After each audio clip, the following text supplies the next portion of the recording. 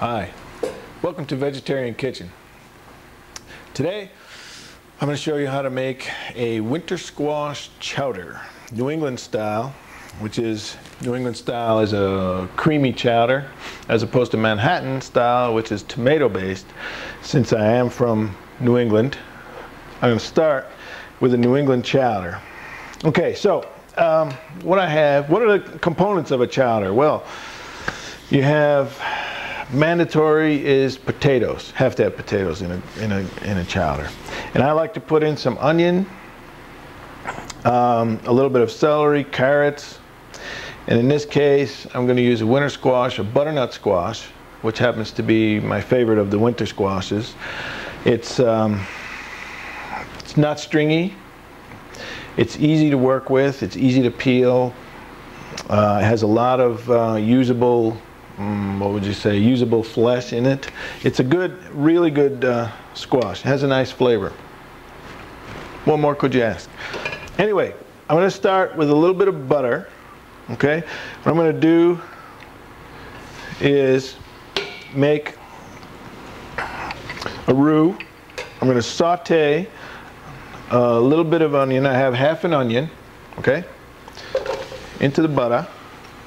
Let that cook. I need to raise my heat here, get that going.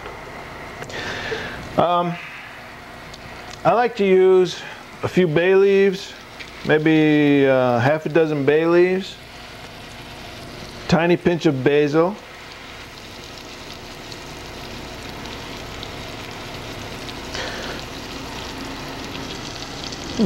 third of a teaspoon of basil, if you like measurements. Black pepper. I like a lot of black pepper. A good teaspoon and a half of black pepper in my chowder.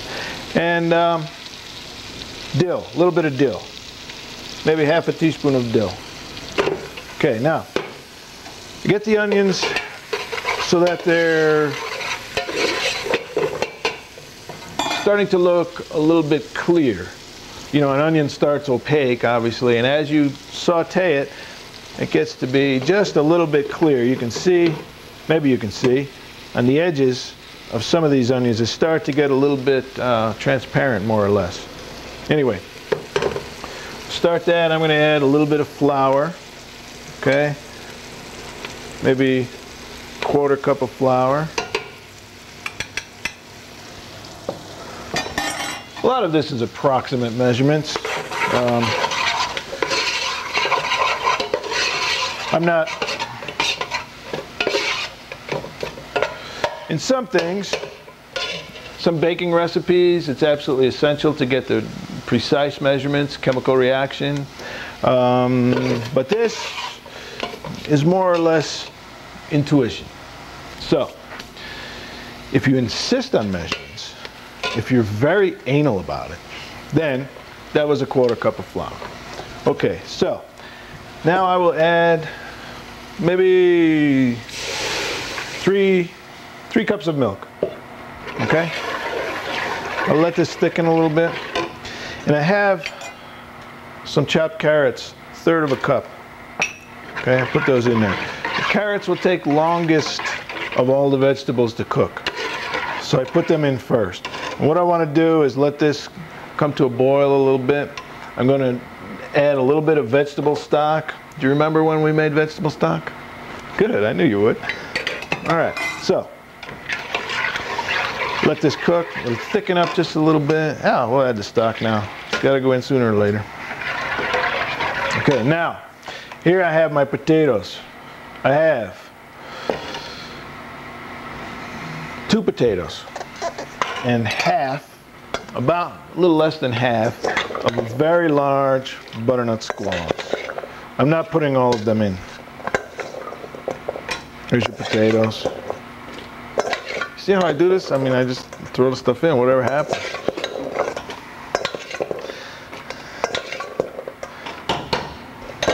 It's not true. I'm not just throwing it in there. Okay, now all the vegetables are in to the chowder. And I want to wait a little bit and let it come to a boil, and then I'll adjust it for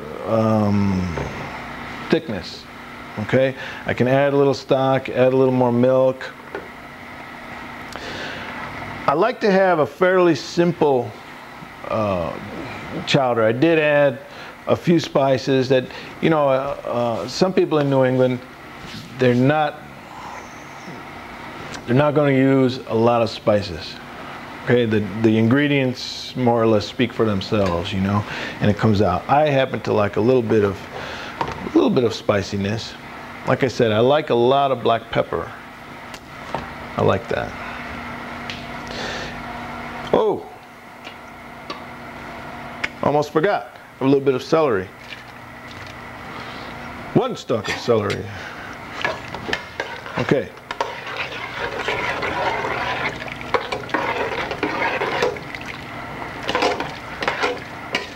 All right, stir this up.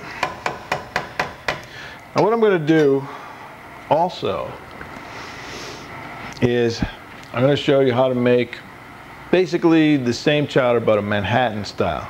Since I'm from southern New England, which is close to Manhattan, I also can make a Manhattan style chowder. Okay, so what I'll do is I'll set this onto another burner. Okay, and I'll let this cook just a little bit. And we'll come back to this New England chowder in a few minutes. I'll make some preparations. Actually, we have the time, so I can make some preparations, and I'll also do a Manhattan chowder. So I'll see you in a second.